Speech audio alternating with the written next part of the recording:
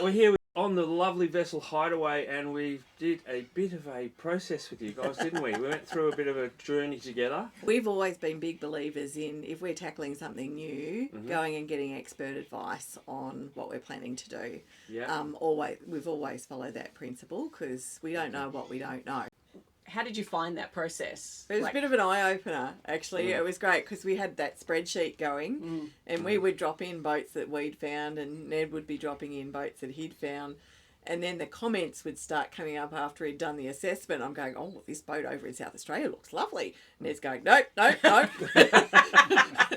that was good because it, boats that we would have got excited about previously chopped off at the head before we got a chance to get too attached to them. That commentary was really the start of our education, I think.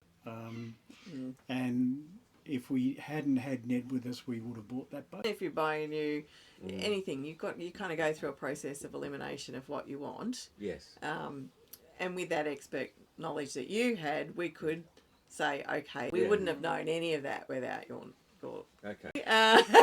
And it was very much an eye-opener for Rob and I. There were things, obviously, that we just hadn't seen in the first inspection that were obvious to Michael and Ned, but not obvious to us. And Ned, you were kind enough to go through it all for us. We're employing experts to help us because we're not experts.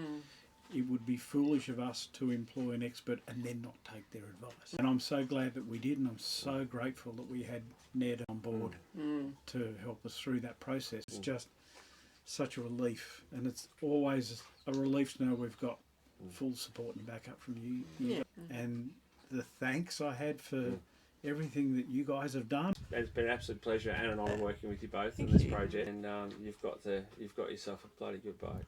Yeah, we think so too.